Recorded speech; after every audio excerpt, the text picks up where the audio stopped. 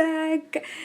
എൻ്റെ ചാനൽ ആദ്യമായിട്ട് കാണുന്നവരാണെങ്കിൽ സബ്സ്ക്രൈബ് ചെയ്യാനും തൊട്ടടുത്തുള്ള ബെൽ ഐക്കൺ പ്രസ് ചെയ്ത് ഓൾ എന്നുള്ള ഓപ്ഷൻ ക്ലിക്ക് ചെയ്യാനും മറക്കരുത്. അപ്പോൾ ഇന്ന് നമ്മൾ തയ്യാറാക്കാൻ പോകുന്നത് ഒരു ചോക്ലേറ്റ് ട്രഫിൾ കേക്കാണ്. കേൾക്കുമ്പോൾ തന്നെ എന്നുള്ള ഫീൽ വരുന്നില്ലേ? ഇന്നലെ ഞാനൊരു വീഡിയോ അപ്ലോഡ് ചെയ്തിട്ടുണ്ടായിരുന്നു, ഒരു ബേസിക് സ്പോഞ്ച് കേക്കിൻ്റെ വീഡിയോ. അപ്പോൾ അതിൻ്റെ ഐസിങ് എങ്ങനെയാണ് ഞാൻ ചെയ്തെടുത്തതെന്നാണ് ഇന്നത്തെ വീഡിയോയിൽ കാണിക്കാൻ പോകുന്നത്. അപ്പം ആദ്യമായിട്ട് നമുക്കിവിടെ ഗനാഷ് തയ്യാറാക്കണം. നമ്മൾ ഈ ഒരു ഡാർക്ക് ചോക്ലേറ്റും ക്രീമും വെച്ചിട്ട് ചെയ്യുന്ന ഒരു മിക്സ്ചറിനെയാണ് ഗനാഷ് എന്ന് പറയുന്നത്. അതിനായിട്ട് ഞാനിവിടെ 400 ഗ്രാമിൻ്റെ ഒരു ഡാർക്ക് ചോക്ലേറ്റ് എടുത്തിട്ടുണ്ട്. പിന്നെ ഒരു 200 മില്ലിയുടെ ഫ്രഷ് ക്രീം. നിങ്ങളിതിന് വേണ്ടിയിട്ട് മിൽക്ക് ചോക്ലേറ്റോ പിന്നെ അല്ലെങ്കിൽ സെമി സ്വീറ്റ് ചോക്ലേറ്റോ ഒന്നും എടുക്കേണ്ട, പകരം ഡാർക്ക് ചോക്ലേറ്റ് തന്നെ എടുക്കാൻ വേണ്ടിയിട്ട് പ്രത്യേകം ശ്രദ്ധിക്കുക.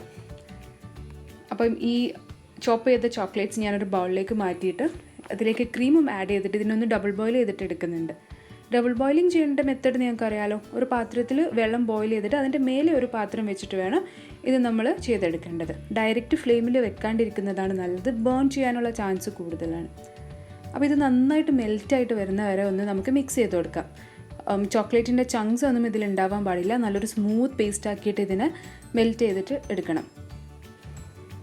ഇതിപ്പോൾ നന്നായിട്ട് സ്മൂത്തായിട്ട് വന്നിട്ടുണ്ട്. ഈ ഒരു കൺസിസ്റ്റൻസിയാണ് നമുക്ക് വേണ്ടത്. ഇനി ഇതിനെ നമുക്ക് റൂം ടെമ്പറേച്ചറിലേക്ക് കൊണ്ടുവരണം. ഇതൊന്ന് തണുത്ത് കഴിഞ്ഞാൽ നമുക്കിതിനെ ക്ലിംഗ് റാപ്പ് വെച്ചിട്ടൊന്ന് കവർ ചെയ്തിട്ട് ഫ്രിഡ്ജിലേക്ക് മാറ്റാം.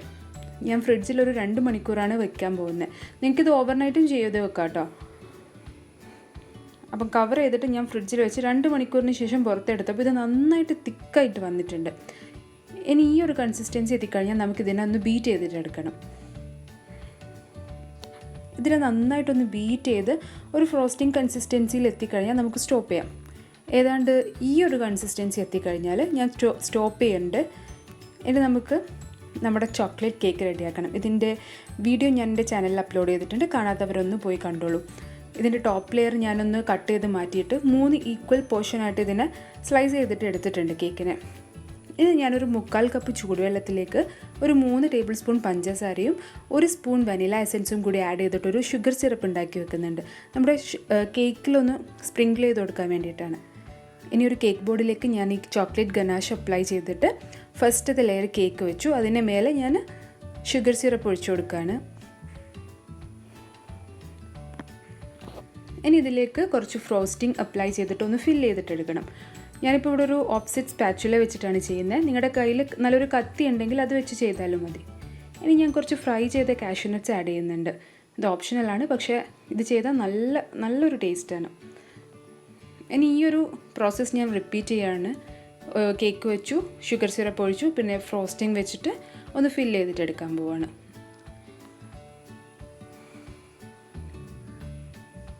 അവസാനത്തെ ലെയറും വെച്ചിട്ട് നമ്മുടെ ഷുഗർ സിറപ്പ് കൂടി ഒന്ന് സ്പ്രിങ്കിൾ ചെയ്ത് കൊടുത്തിട്ട് ഞാൻ കേക്ക് മൊത്തമായിട്ടൊന്ന് ഫ്രോസ്റ്റ് ചെയ്തിട്ട് എടുക്കാൻ പോവാണ്. ഇത് നന്നായിട്ടൊന്ന് കോട്ട് ചെയ്തിട്ട് എടുക്കണം. ക്രം കോട്ട് ചെയ്യേണ്ട ആവശ്യമൊന്നുമില്ല, കാരണം ഒരു 2 തവണ നമ്മുടെ ഈ ഒരു ഗനാഷ് ഐസിങ് ചെയ്യുമ്പോഴേക്കും നമ്മുടെ കേക്ക് നന്നായിട്ട് കവറായിട്ട് വരുന്നുണ്ട്. അപ്പം സൈഡ്സും ടോപ്പും ഒക്കെ ഒന്ന് കത്തിയോണ്ട് നന്നായിട്ടൊന്ന് ഫ്രോസ്റ്റ് ചെയ്തിട്ട് എടുക്കുക ഈ ക്രീം വെച്ചിട്ട്.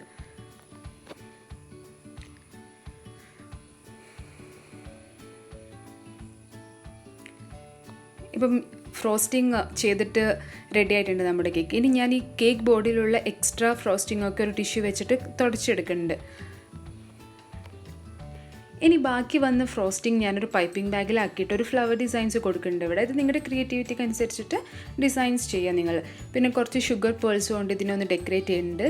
പിന്നെ ഞാൻ കുറച്ച് ചോക്ലേറ്റ്സ്, ഡയറി മിൽക്ക്, കിറ്റ് കാറ്റ് അതുപോലുള്ള കുറച്ച് ചോക്ലേറ്റ്സ് വെച്ചിട്ട് ഈ കേക്കിനെ ഒന്ന് ഡെക്കറേറ്റ് ചെയ്തെടുക്കാൻ പോവുകയാണ്.